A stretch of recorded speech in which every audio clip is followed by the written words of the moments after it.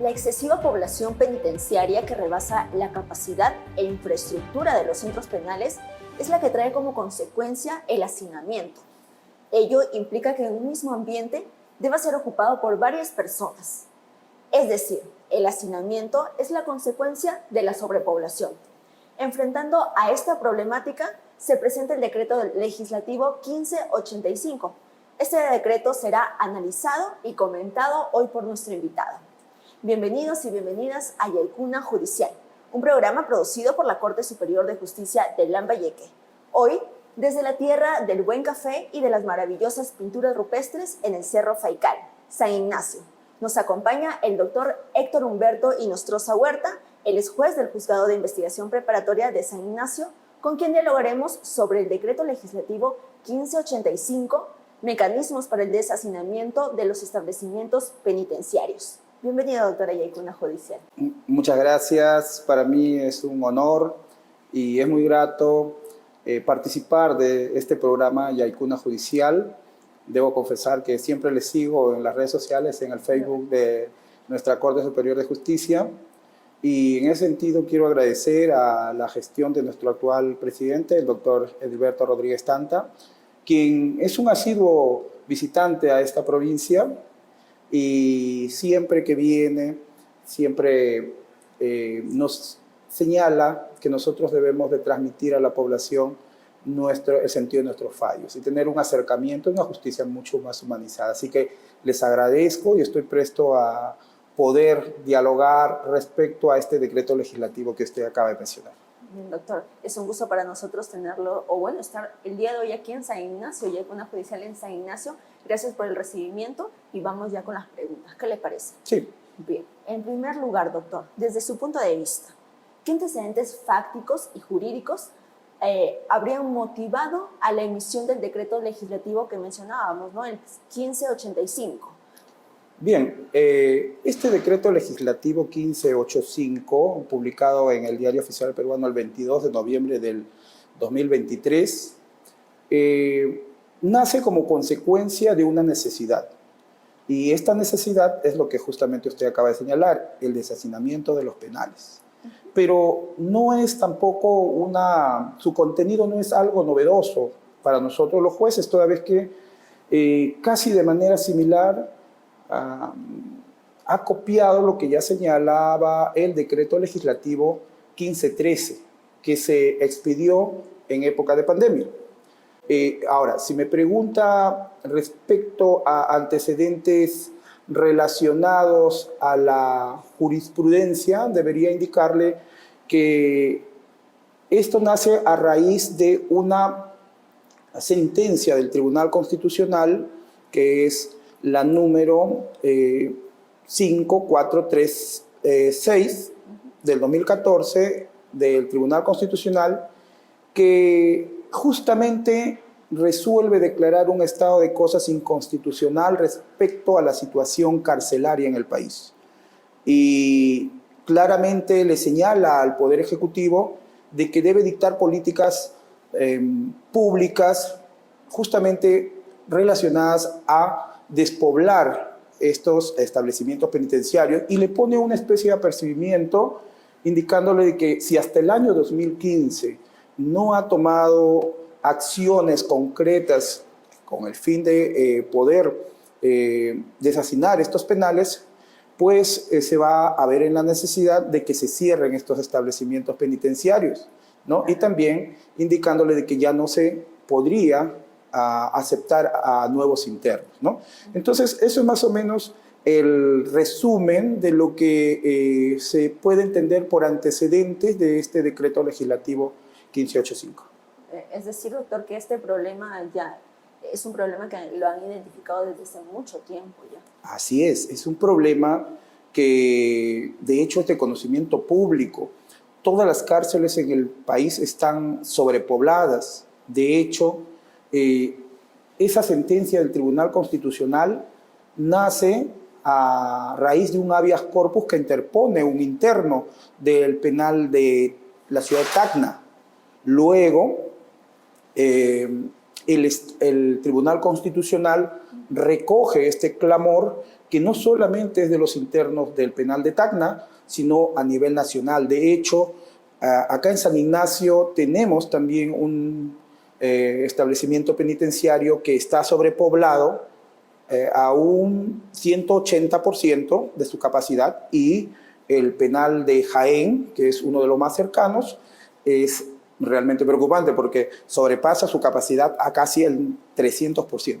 La realidad del hacinamiento de estos centros penales realmente es preocupante, ¿doctor? Es muy preocupante.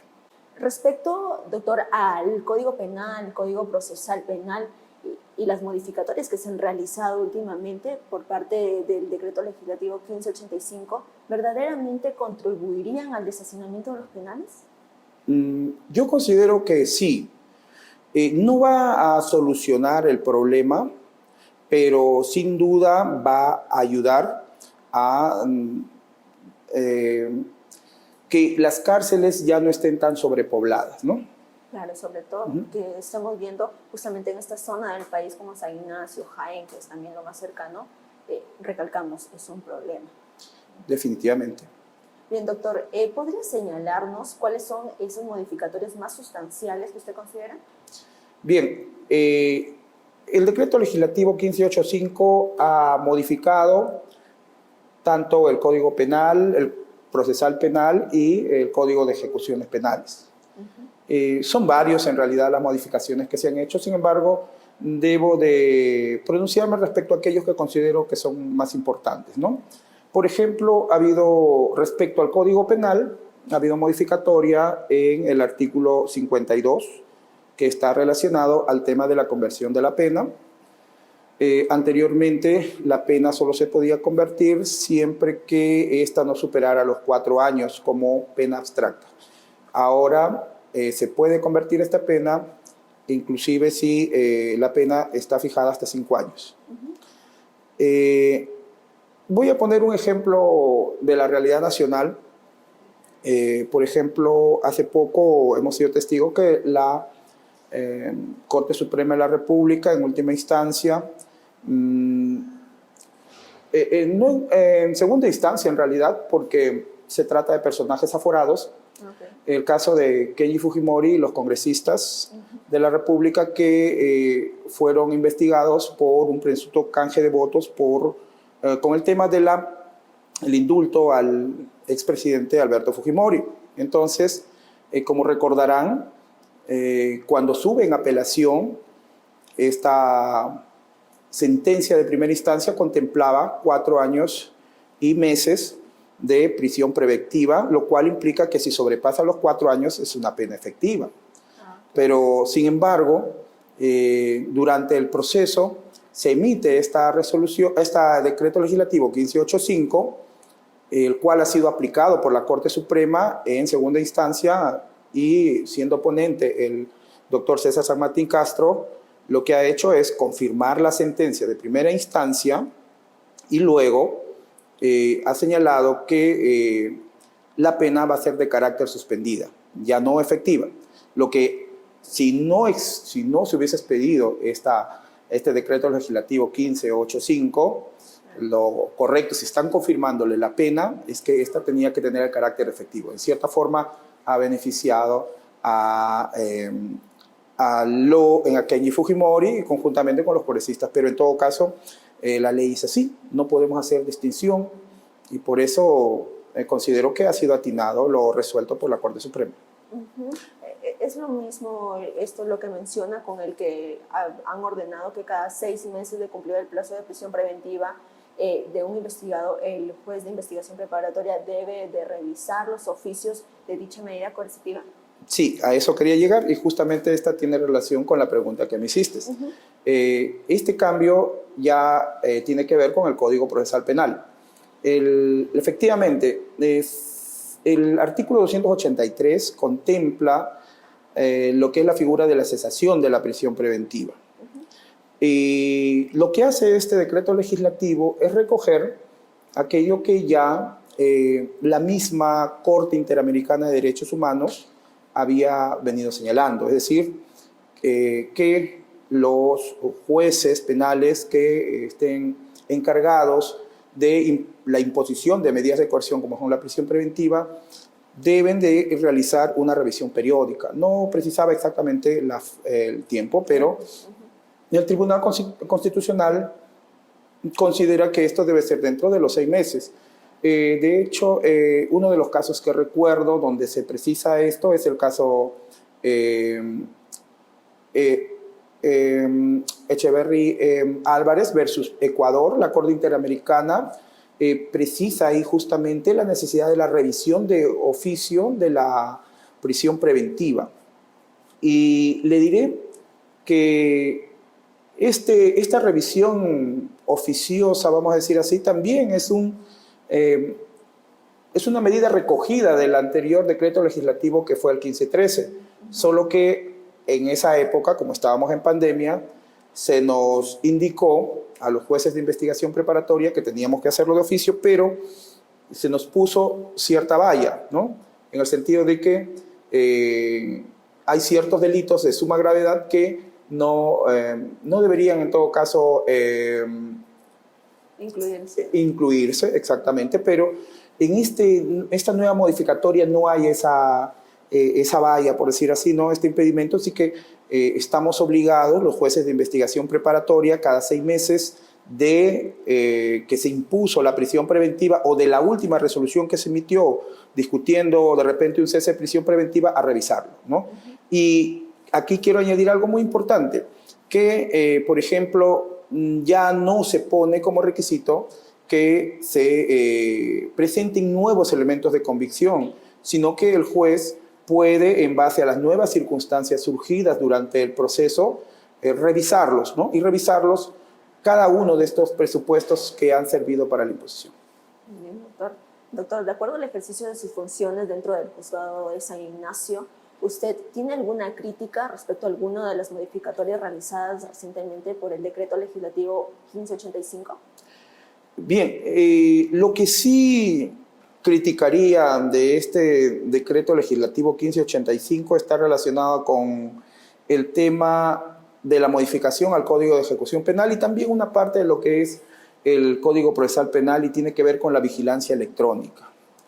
¿Y por qué? Porque lamentablemente el legislador ha señalado que se puede disponer la vigilancia electrónica a sentenciados con una pena hasta de 10 años. Pero lo cierto es que no señala o no ha indicado el presupuesto para poder comprar esos grilletes electrónicos. En otras palabras, se ha emitido una decisión que puede tener muy buena voluntad, pero que está de espaldas a la realidad.